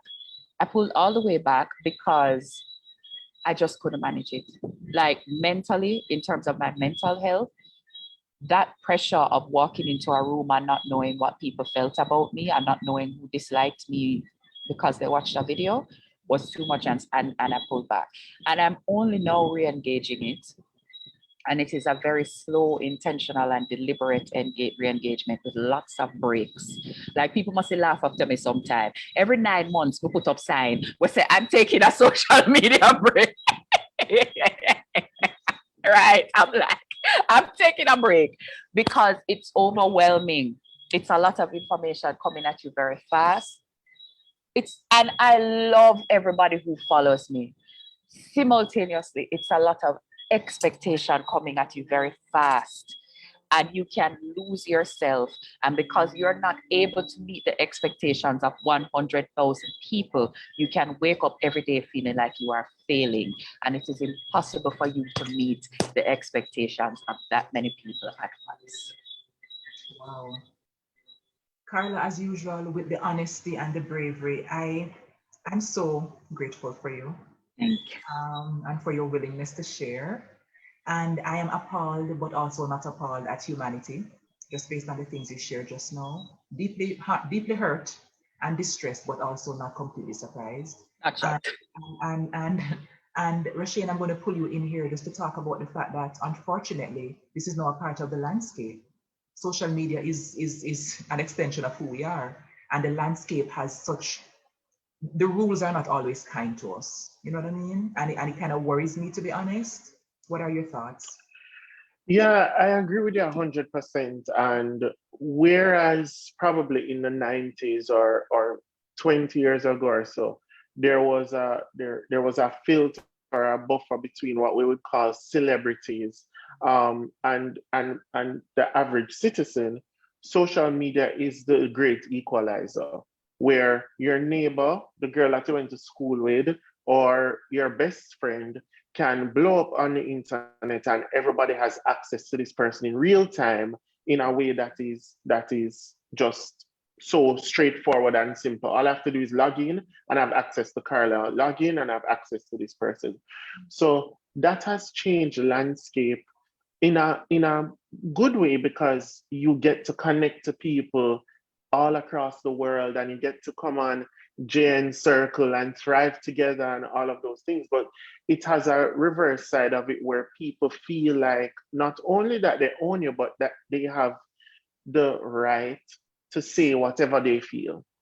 And it can be true, it can be untrue, whatever, make for talk, make a say what I want to say and whatever.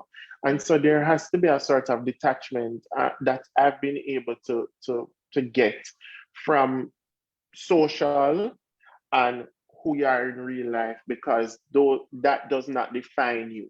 And what I tell myself all the time is that ultimately you do not know me. And so the same praise that you're praising me, I love it. Thank you so much. But I know that you don't know me. And so you who don't have any foundation or basis upon which you made your assumption about me in the first place can change your mind to not like me and to tear me down. And so I've accepted that. But what I said to you in our little chat is that being on social media in a specific way as an influencer, it changes the way that you step out into public, because I cannot tell the last time I went out and somebody did not recognize me in some way. So like today I was out getting food and the lady at the register said to me, "Oh, you think you're hiding your mask?" First of all, we all have to wear them. Like we all have to wear them. I think I'm hiding in my mask, but it changes the way that I interact once I step through my door. So I have to wonder sometimes, am I really myself when I step out? And so I have to spend time with myself at home with Rushane, so that Rushane can fill his cup and Rushane can learn about himself and Rushane can grow in a way that does not have any external influence or external factors, because social media is so encompassing and connected to who I am and how I earn. So that's how I feel about the social media thing. The last thing I would say is that imposter syndrome is a real thing because of social media. You will look on and you see somebody grinding and you see somebody working hard and they're always posting their long paragraphs about how they're doing all these things. And you get opportunities and you're just like, do I deserve this? Is it really for me? Maybe Carla would have done a better job, because I see Carla posts all the time that she's doing all these amazing things. I mean, her life seems she seems more qualified than I am. So maybe she and not me. So I have to constantly check myself with comparison. I have to constantly check myself with imposter syndrome, and I have to just believe that I am worthy and I am worth it, and that my worth is not connected to what they say about me. So yes. Wow, I like this panel. This panel needs to go into other types of communication, packaged and dispersed, right? You know, we all have a thing as human beings where we seek validation. And I feel like social media has given us like a huge, a bigger basket that is seeking to be filled with validation. Because our eyes, every day we scroll, we go through maybe 1,500 social media accounts in like one sitting. We just scroll. 6 hours of screen time per day, many of us averaging, and we're trying to hide our weekly reports. We don't want to see it. And of that of those 6 hours, we spend maybe 4 just scrolling, if we're honest with ourselves. And so we come across maybe 150 different social media people and what they're doing or not doing. And those messages go somewhere. And so if ever a time, right, I think now is the time for us to really get serious about introspecting and about asking ourselves, Kemo, I said 4 hours, asking ourselves hard questions, but necessary questions with love, always non-judgmentally, and also scheduling breaks, because it really can become overwhelming and unhealthy. That's the important piece I want to drop in there as well. There's something that sorry, one thing about the breaks thing, I had written it down to add. You sometimes we feel guilty about taking breaks when nobody really cares, and I really mean that, like in the most genuine way. Like if you have a community that, especially if you're an influencer or a YouTuber or whatever, if you have a community that is riding with you and they believe in you, a lot of times you're overthinking. You're just like, I said to my friend Jo Marie, I said to her, I said, I need to take a break. She said, okay. And I said, but I'm gonna let them down. I'm gonna let down the subscribers because them I got things that something always happen to me. Why am I always at take break? And she said, has anyone ever said that to you?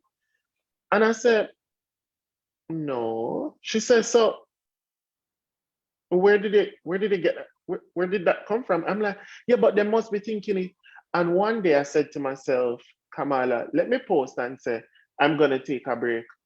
Rush, take all the time you need. We'll see you when you come back. All the best. Take care of yourself. We love you. And I'm just like, what was all the fuss about?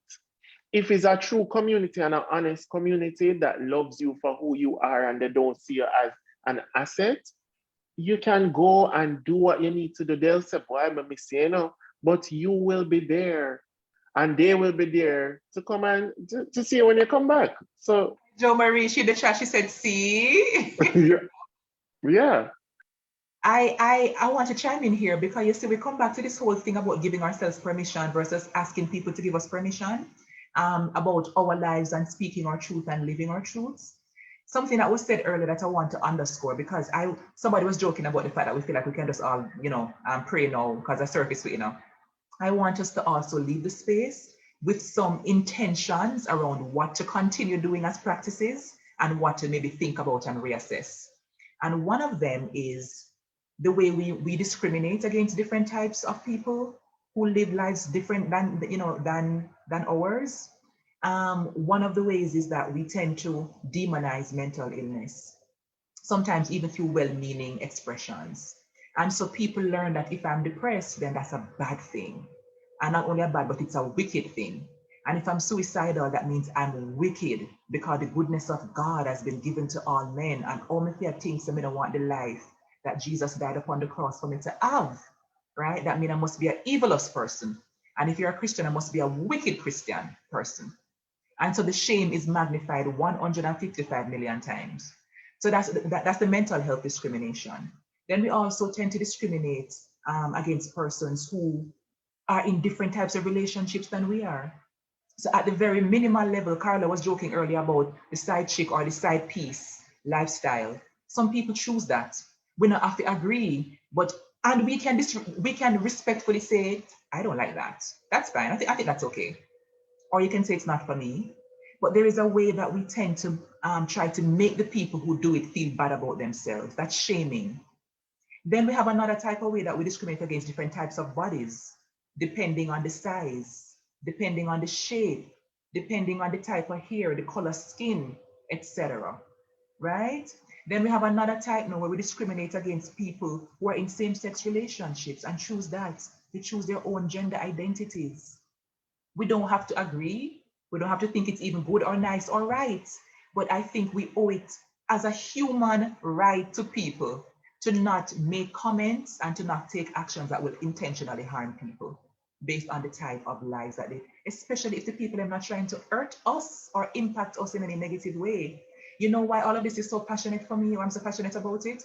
Because I can only imagine a 15, 14, 13-year-old person who's watching right now who may be aware that they are gay, or that they're suicidal, or that they feel very black, their complexion is too dark, and they become very aware of the ways in which society doesn't like this.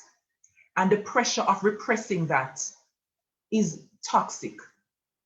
And I just want to remind us tonight to take some intentional time to reflect. And if we're into prayer, to pray, because sometimes our own heart not into it, but God can help us to reflect and say, have I said something this week or last week or a week before last that could have been harmful to this person or to this community? Even though we never mean it in another type of way there. You understand what I mean? Because it's really important that we are not walking around harming people by some of the things that we say. Yeah. Somebody was dropping, I think, some points about how the ungrateful thing, you know, when people are suicidal. And we have to talk about that tonight too. Because there is a way that whenever someone takes their life and it's public, we hear, oh, social media goes off. Because everybody know everybody deep story. Social media goes off. And we're talking about how God and gratitude and niceness and we shame people into this type of thing. And so there is a way that grace, as Simone is saying, grace is necessary. People who are clinically depressed and who are having suicidal thoughts and ideations, it's a crisis. It's a crisis. Depression largely is a thought disorder. Okay? So let us stop with the shaming of people. They're not selfish, they're struggling. Let us stop with the shaming of people who come to us and say, I feel like it's not worth it. The best thing we can say is, help me understand, as opposed to try to tell them, say they're wicked. And no. Can we stop a second? Can we just stop? Carla? I'm very grateful that you brought this up. And there is something I'd like to add. As usual, as you said, always circles back. When somebody dies by suicide, there's a section of social media that will suddenly come up and there will be mental health avengers. Mental health matters. It's very important that we talk about mental health. It's very important. But these are the same people who dogpile people on social media when something goes wrong. So the person does something that you disagree with, and then the subtweets start, and then the sub posts start, and then it's 3 days of you basically tearing this person up. And a lot of times, and especially on Twitter, if I step away from Twitter for half an hour, I have to go get somebody to give me the Cliff's Notes, because we're not calling the person's name, but we're all talking about the same thing. The person knows what you're talking about, right? And if we are serious when we say we care about people's mental health, we also have to care about the mental health of quote unquote strangers on the internet. We have to care about the mental health of acquaintances on the internet. We have to care about the mental health of people that we somehow think are celebrities or who are influencers on the internet, because these are people who read the things that we say. And it's hypocritical of us when the person finally can't manage our abuse anymore and they decide that they're going to step away from life. It's hypocritical of us then to come in and talk about how mental health is important when we, for weeks, months, and years, debilitated that person's mental health by the unkind things we said online. Yeah. Carla, I see Tanya saying Twitter is the most dangerous social media. No cap. They literally roast people alive over there. You know, I saw a meme recently, Ethan, on social media that had me a little bit concerned, just a little bit, where someone decided to tweet out, I think it was a tweet that says something to the effect of, don't buy into what these social media influencers are selling, because I just saw one of them in Megamart and her card was declined. They didn't call the quote unquote influencer's name, but I was left to just wonder to myself, oh, there's no H. Oh, is this helpful? Oh, what this do for the particular influencer whose card was declined or might have been declined? There's so many reasons why somebody's card is declined. It's a human thing. Suppose the person have $2 million outstanding and the money does not come in yet, right? And whatever. Like, why do we do this? And I remember hearing someone very wise recently, I won't call any names, very wise recently, who said, sometimes people don't mean people well, especially when they are visible and getting increasingly visible. Yeah. And there is a way that we have to manage that as well, and call ourselves out or call ourselves in lovingly as well when people do this. Ethan, what are your thoughts?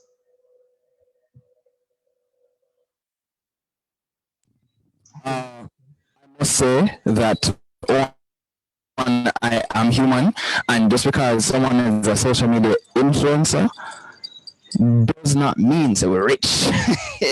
You know, I've had my moments where I'm like, yo, General Dog, looking kind of tight. You get me? So I've had those moments. You know, I'm being honest with you, and it's the fact that you're a social media influencer, especially if you do it full time, you are an entrepreneur first and foremost, you know. So YouTube only pays on the 21st of every month. What am I going to do around every other month? I need to make merchandise sales. I need to be making sure some videos up on TikTok so we can take money off of TikTok so we can pay me subscription fees. You know, I have to be watching my money the same way how I'm watching the content that I'm putting out. So unless you're on the level of, say, you know, the Logan Pauls, which I'm not, we really have to be, we're working just like other people. Just because my work make you laugh don't mean there's any less work. Absolutely. And thank you for that piece of realness, Ethan, because people just form impression and set people up for failure. Ethan, can you just mute for us? I think, okay, the bandwidth is low. Yeah. So it's so important for us just to walk away from this convo in a little while, just reflecting on, okay, can I do better? And I think we all can. We all can. And especially if we're going to be talking publicly about people, let's think about the fact that these are real people, right? These are human beings. Not because like we don't see them in real life, they're real. They're human beings who have feelings and fears, vulnerabilities and insecurities like all of us. So that's one thing we can do towards the issue of mental health for our community of people. All right. Now, Carla, Rushane, and Ethan, the Q&A box has been there, and we have been talking. So let us before see. Kamala, before Yes, them continue, sorry, because you know Q&A is a whole other story. I just want to say, guys, that if you connect mental health to physical, like if you start to visualize it in a physical way, you'll actually end up being a lot more kind to people. So for example, remember we're talking about the gunshot wound, right? When somebody is on their last and they're begging for help, imagine someone going into accident and emergency after a major incident, like gunshot wounds, whatever, and everybody just stand up over them and look and say, oh, what could have caused this to you, though? Oh, what could have? Yeah, they didn't know, but just want to know what happened. What? Yeah. No, man, she caused it. And just a big argument over her. You would realize that the person is literally dying in front of you. Similarly, when you're hurling insults at somebody, consider each insult as stab. Consider each insult something physical, and you would realize how eventually every day bucket go well, one day the bottom must drop out. So mental health is just as important as the physical. If you visualize it as physical, you're going to realize how much it just beats and beats and beats upon the person, and one day they're not going to be able to take it anymore. So just be kind. If you think of it that way, I think it can help for sure. Just wanted to add that. Yes, and we couldn't have missed that, Rushane. Thank you for that. The Q&A box is, woo, it's buzzy. So Camille says, and I love this question, that she said, I notice you focus a lot on the importance of going to therapy, but what if it isn't an option for those who are not able to afford it? 100%. So that's one thing we're going to talk about. I'm going to read another one from Renard, because I saw it in the chat as well. Renard says, I am depressed when I look at my financial status. When I get paid on the 25th or thereabout, and when the months end, my money ends. Sometimes it worries me a lot, and I think I have sometimes having some mental issues. What can be done? We're coming to that. Sabrina says, hey, Carla, I am a teen that doesn't follow social constructs. My style isn't the style of many teens. I am thick and I am not the standard look for teens in society. I try to intrinsically motivate myself, but the catcalls and fat shaming gets very overwhelming at times. How do you work with or conquer these comments? So we're going to take those three for now. I'm going to start off with the money piece. Where the money reside or do not reside is also very real. And sometimes your mental health stress resides. The reality is, Carla, Rushane, and Ethan, is that we put meanings to different things in our lives. And money is in reality gives us power and freedom. And so I fully see a relationship when the money going down, it increases our stress because we feel more demands that we can't meet. And I can understand how that can really have mental health implications. It can contribute to stress and depression, right? And anxiety. I remember working in a particular context where we were giving therapy to persons from depressed communities. And I was very distraught at first because I said, if the people them come and they not have no money and they're hungry, the therapy really not go sit down in their system. So we have to meet the lower needs on Maslow's hierarchy first. Yeah. And so money is one of those things that affords us food, clothing, and shelter. And in many other ways, security, and on another level, status and pride and self-esteem. And so without it, Renard, I fully understand. I want to normalize for you and extend that grace that it's normal in my mind to feel extremely challenged emotionally and mentally when the money go down. So maybe some resources could be talking to our wonderful JN. They have a money program, JN Wise, that helps people with budgeting. And maybe budgeting is not the thing that you need, but maybe it can just help to look at money from a different perspective. That could be one step, right? And of course, increasing how much we earn is not as easy as snapping a finger, but to even think outside the box and wonder maybe if there could be a side hustle or two or three to see what can be done in that regard. Yeah, but we send our support. The Be Wise program. Thank you so much, Donette. Casey says these bills will make you depressed. I want to touch on the affordability of therapy. I was talking about this just this week. Sometimes I feel hypocritical because I know that what me charge is some people weekly salary.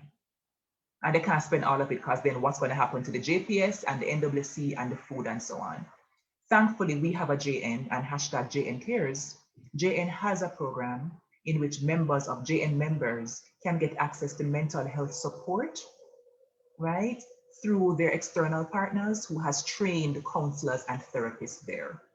So please don't just talk about it, let's be about it. And JN is being about it. So if you need support, please send a serious email.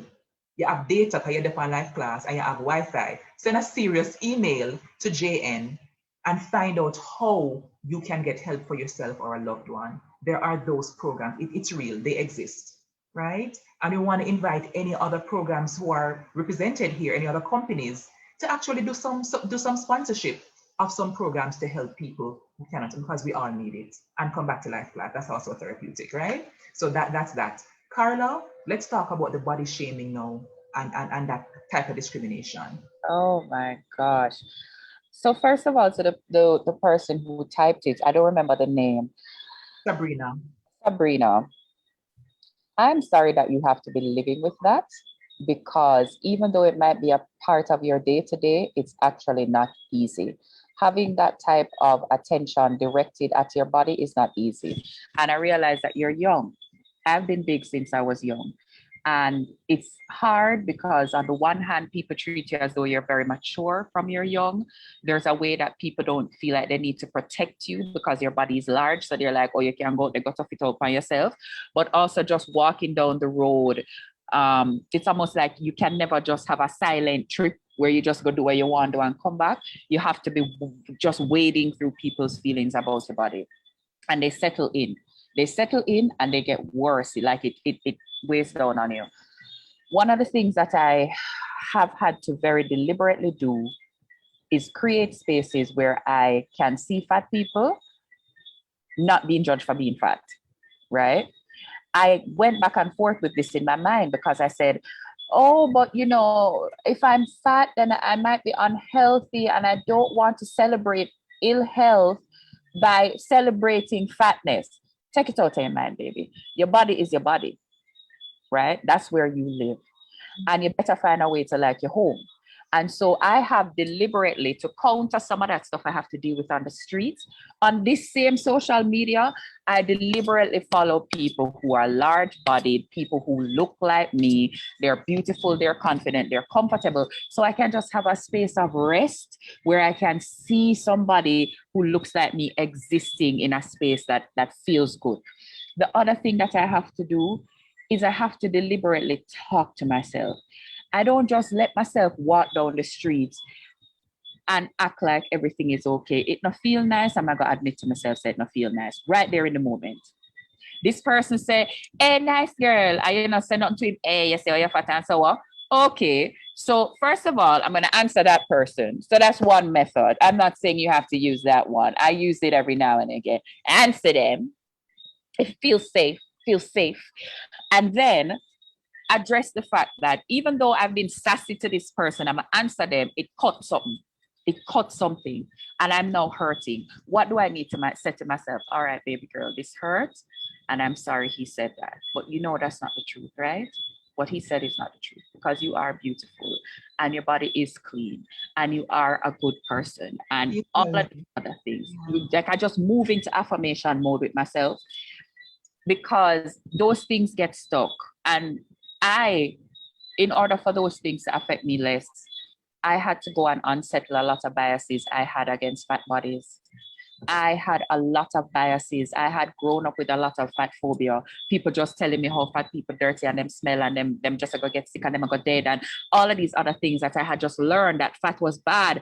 And I had to actually go and sit with myself and unlearn some of that so I could come to some type of peace, because I woke up every day at war with myself and it was not a healthy place to live, you know? But if nobody else ever says it to you because people don't recognize it, I am sorry you have to go through that. It is something difficult for you to go through.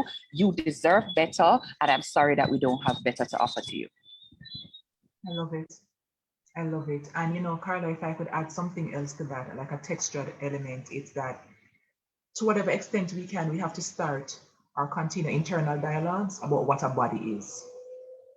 A body is a tool for us to experience the world and act on the world, all right? And to live in the world and enjoy the world.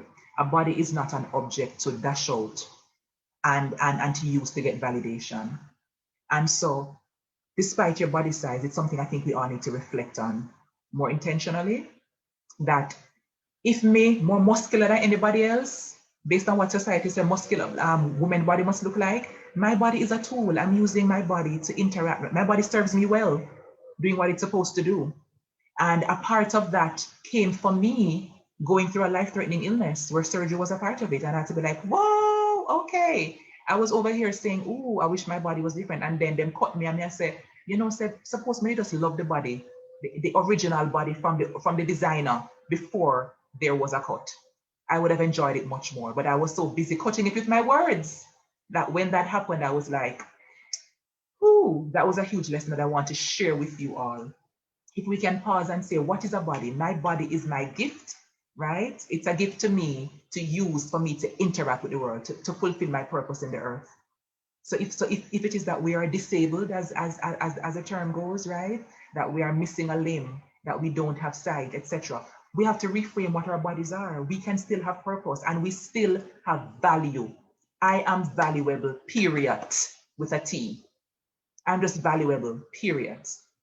And sometimes you can have that switching of value based on how our sizes change. When I'm large, I feel like, and when I'm small, I'm like, yeah, it can't be. It has to be. If it's true today, it's true tomorrow. So I just want to extend that to all of you, my beautiful community and family, that you are valuable, period. Just period. You have value.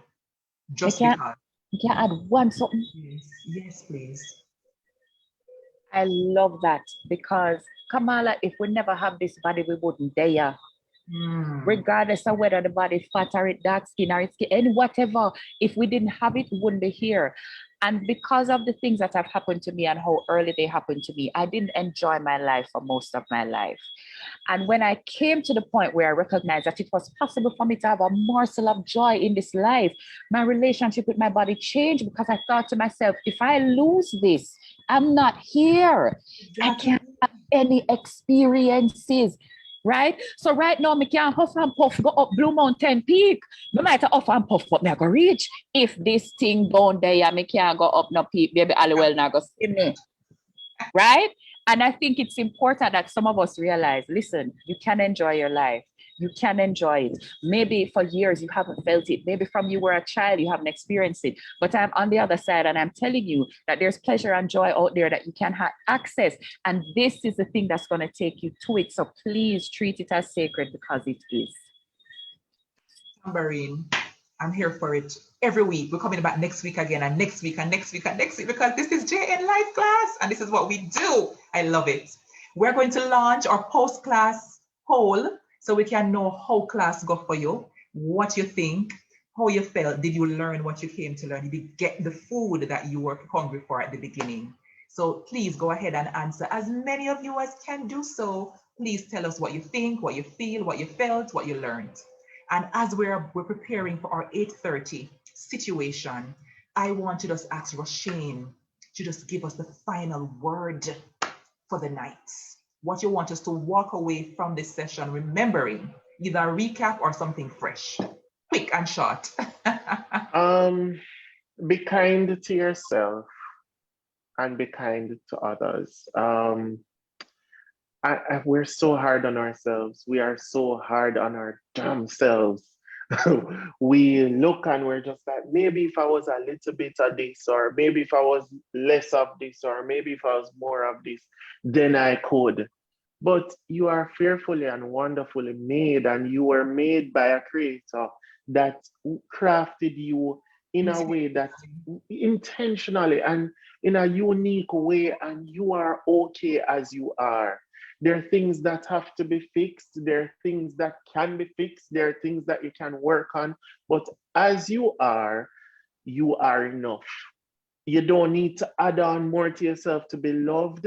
You deserve to be loved. You deserve to be accepted. You are amazing as you are. There is nothing else that you need. So be kind to yourself. And in being kind to yourself, be kind to others. Extend grace. We're all on a journey. Kamala is on a journey, I'm on a journey, and you cannot see the things that we're battling with internally. So sometimes just step back and say, how can I extend grace to somebody else, you know? So be kind to yourself so that you can be kind to others, please. That's it. Thank you.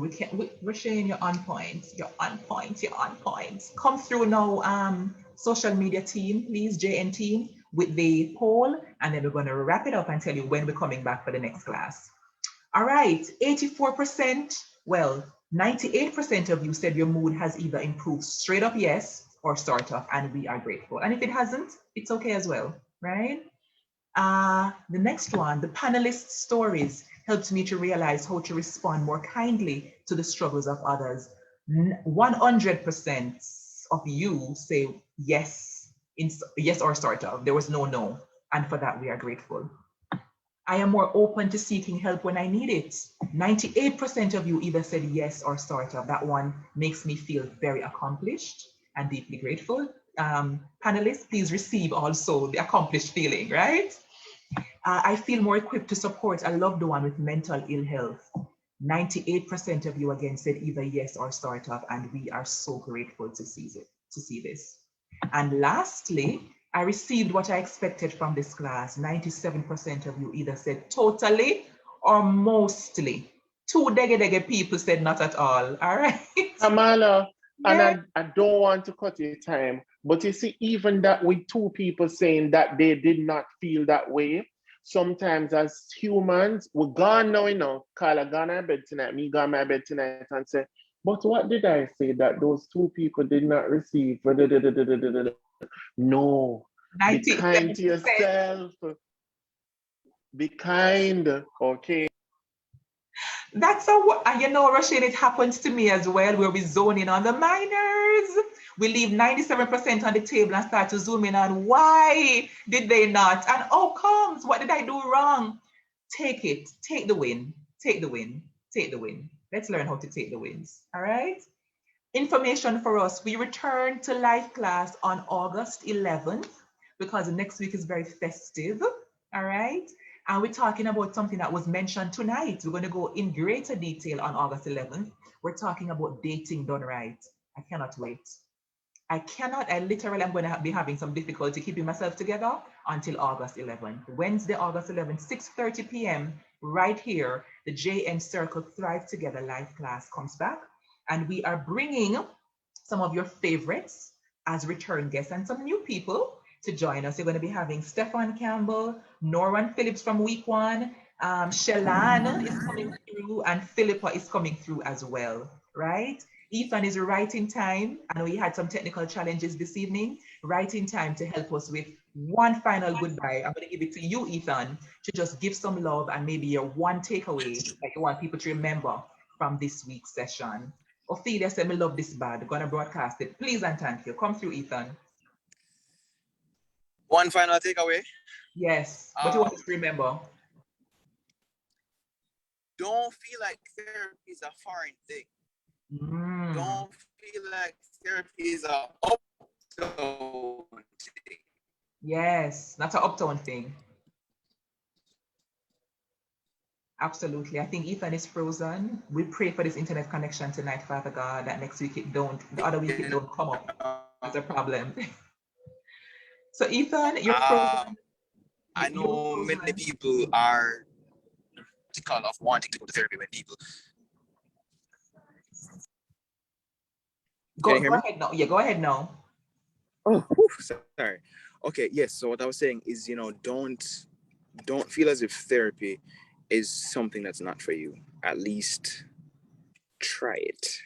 For me, I had to do it a couple times until I found a therapist that I could actually get something from. I've been to therapy before in the States, and I left feeling like, yo, I feel like I'm just start all the things that I'm already know. I didn't feel as if I left with something. I didn't feel as if I took away anything from that. And this time around, I felt as if I gained so much more and I learned so much more about myself. And sometimes, as Rush was saying before, sometimes we're in therapy and we learn things about ourselves that we didn't even realize. Absolutely. Absolutely. Yardman, Ethan Yardman Campbell, thank you so much. We couldn't have left without that piece. Give therapy a try. And if you have but therapists are human beings. They have different personality, different style, different training, different background, different culture, different orientation, different everything. We're people. So if you come and try Kamala, and Kamala now ear you the way you want to be eared, then tell her. And if you can't fix, there are others. There's Sade, there's Georgia. There are so many other therapists. Don't give it a bad name because it didn't work for you. And it's not an uptown thing. I believe that everybody should have space to a neutral third party who's trained to help them to walk through. And Casey says, one thing I have to say, you are not alone. Casey, thank you. She's been so active in the chat. And I want to big up TJ, who's been very active as well. And Janet and Simone and Tanya. We love all of you. We see you. Arbet says, let the church say amen. Good session. And that's my final comment of the night. I love you all. Thank you for bringing your whole selves, Carla, Rushane, and Ethan. Thank you to Celia, Whitney, Javon, Kevin, the whole team. Big up the JN family. I'm grateful for the space. Come back August 11th. The people are asking, can we get a 1 hour special for the holiday? I don't know. Watch the social media site for more information. Check out the Mindful Moments that JN is launching every Wellness Wednesday. Big things are going on at JN. We love them, support them, build them up, and bring 2 friends or 10 August 11th and beyond for the next live class session. Panelists, unmute and just drop some love in the space for us now. If you don't want to sing, we can sing. Want to say? No, I'm joking. Until next time, much love. Much love. Rushane, I want to hear your voice, please. Hi. I missed that one either. Bye, guys. Take care of your good selves and come back August 11th for talking about dating. Bring a spooky or your potential spooky, right? Not Testimonials, what spooky. they believe. Bring them come August You 11th. Look here now, me come going. And the 10 Good night. friend, the 10 friend. And the 10 friends. Don't leave the 10 friends. Tag them. This is a hugely powerful space. Bring them. JN to the world. Bye, everybody. Bye, guys. All right. Have a good night, everybody. Bye, Ethan.